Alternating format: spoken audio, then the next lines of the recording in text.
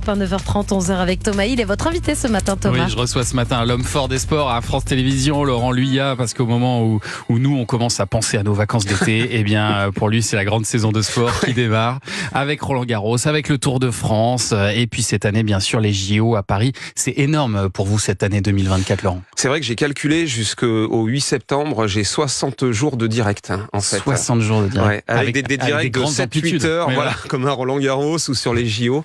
Donc, mais c'est génial, hein. Faut que je sois en forme, quoi. Ouais, c'est ça. Bon, j'imagine que vous partez en vacances l'hiver, du coup. C'est ça, voilà, c'est ça. votre Je partirai à l'automne. Voilà. Ce qui est pas mal aussi, hein, d'ailleurs. Ouais, c'est pas mal. Et alors aujourd'hui, ce sont les qualifs de Roland-Garros, hein, qui commencent, qui sont diffusés d'ailleurs sur France.tv. Exactement. Et dimanche, le début du premier tour. France Télé sera encore très présent cette année avec, ils annoncent 10 heures de diffusion en direct par jour. Vous en ferez combien, vous?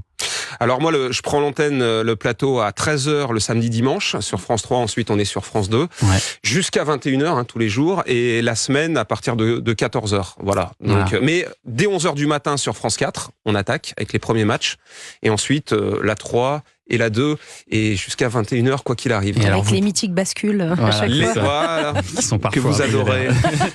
et vous profitez toujours de la meilleure vue sur le tournoi depuis la terrasse du cours Philippe Chatrier. J'imagine qu'en amont et toute l'année, c'est pas mal de préparation aussi pour connaître tous les joueurs, parce que après, c'est forcément, et c'est le charme aussi de l'exercice, c'est beaucoup d'impro ce que vous faites. Oui, c'est sûr. En fait, ce qu'il faut, c'est suivre tous les tournois, en fait. Donc moi, j'adore le tennis, donc c'est pas un gros effort. Hein. Donc voilà. Et puis après, les surprises qu'on peut avoir, là, on risque d'en avoir cette année.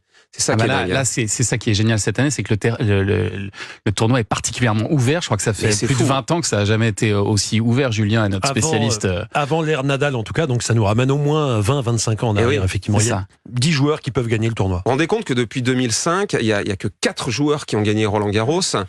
Bien sûr, les 3 fantastiques que l'on connaît, et seul Wawrinka a réussi à en gagner un. Donc les 3 fantastiques, Federer, il est plus là. Nadal, on ne sait pas s'il sera là. On ne sait pas, on va le savoir. Moi, je pense qu'il sera là. Alors après, lui, ce qu'il n'a pas envie, c'est de faire Roland-Garros et d'être éliminé au premier ou deuxième tour. C'est pas dans ses gènes. Hein. Donc, mais je pense quand même qu'il va y aller. C'est sa résidence secondaire. C'est son dernier Roland-Garros, quoi qu'il arrive. Alors, Tony Nadal, son oncle a dit, s'il gagne Roland-Garros, bon, c'est pas gagné évidemment, il aura envie de continuer. Ah oui. Bon. Ouais, donc, mais avec Rafa, on sait jamais. Mais bon, déjà, faut qu'il soit là. On va y aller étape par étape. Plus, il est pas protégé par son classement, donc. Mais c'est vrai que Djokovic n'est pas très en forme non plus. Non, en doute. Alcaraz, le plus jeune, c'est pas la folie. Voilà. Donc vraiment, vraiment, c'est un tournoi très ouvert cette année. Ça va être particulièrement intéressant. J'imagine que vous, là, depuis plus de 20 ans que vous présentez maintenant Roland-Garros, vous devez avoir un regret, c'est de ne pas avoir vu de victoire française à Roland-Garros. Ah oui, ça c'est sûr. Bah, il y en a beaucoup, hein, parce que ceux qui ont vu la victoire de Yannick Noah, ils sont à la retraite, hein, maintenant, ceux qui officiaient à l'époque.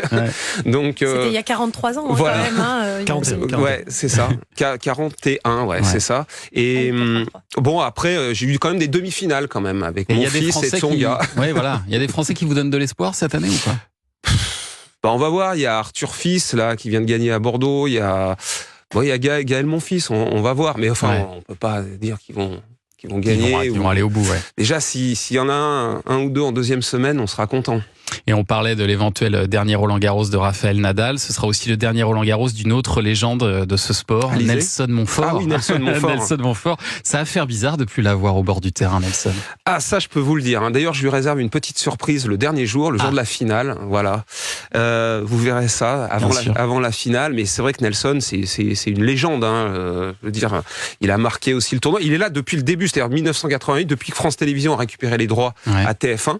Ça a toujours été sur le service public. Roland-Garros. Quand TF1 a été privatisé, c'est France Télé qui a récupéré les droits. Il est là depuis le début. Donc j'ai retrouvé des images d'ailleurs de l'époque. Et puis avec la fameuse interview de Michael Chang. Vous savez, en 1980. Voilà, il y en a. Non, Luigi. Voilà, alors que c'était Jésus. Il remerciait Jésus. Donc, Nelson avait compris que c'était le pizzaiolo de la porte d'Auteuil. Et alors, vous parlez des droits sportifs. Maintenant, vous devez les partager, France Télé, avec un autre acteur qui est Amazon Prime depuis 3 Video. ans, C'est frustrant pour vous? de plus avoir toutes les rencontres? Là, le contrat a été renégocié l'année dernière. Les 3 dernières années, en fait, ce qui était frustrant, c'est qu'on n'avait pas les matchs du cours Simone Mathieu, qui est vraiment le 3e cours le plus important, après l'Anglaine et Central, bien sûr. Ouais. Donc c'est vrai qu'il y avait beaucoup de Français sur le Simone Mathieu. On pouvait pas montrer une seule image. Là, en fait, Amazon a la Night Session, le premier choix, le match de nuit. Voilà, de nuit. Du soir. Donc et tout le reste et sur France Télévisions. Et voilà, c'est eux qui choisissent quel est ce match? Oui, forcément. Ils ont un match, hein, donc c'est normal. Ils ont payé le lot, donc c'est eux qui choisissent le match. Mais on a tout le reste. Donc ça, c'est quand même extraordinaire. Bon, et puis il va pas y avoir que Roland Garros pour vous cette année. On va aussi vous retrouver pour les JO. Et alors, vous allez animer aussi le talk-show de fin de journée aux côtés de Léa Salamé. Oui. C'est un peu votre rêve, ça. Je crois que vous aviez très envie, Laurent Luyat, d'aller plus comme ça vers le show, vers le divertissement. Oui, c'est vrai que je suis très heureux parce que France Télévisions me confie aussi la présentation d'émissions de divertissement maintenant depuis 1 an, et j'adore ça parce que depuis tout petit j'avais envie de présenter des émissions de variété. Le sport, c'est ma passion, mais les variétés, la chanson française, j'adore ça. Et là, c'est vrai qu'avec Léa, ça va être un talk-show, on va se lâcher en fait. Hein. C'est vraiment la fin de la journée, après 16 heures de direct, on va recevoir tous les médaillés et tous les gens qui aiment les Jeux Olympiques, des artistes, voilà. C'est donc ça sera en direct pendant quasiment 2 heures. Donc il y aura des happenings, il y aura plein de choses. Après avoir fait toute la journée de sport autour des Jeux Olympiques. Voilà. Alors à l'antenne, pas toute la journée, parce que je prendrai vers 18h30 jusqu'à 23h, et ensuite j'irai rejoindre Léa. Et voilà, le suractif Laurent Luyat. Et pareil pour les Jeux Paralympiques aussi, hein, parce que ça, j'y tiens aussi.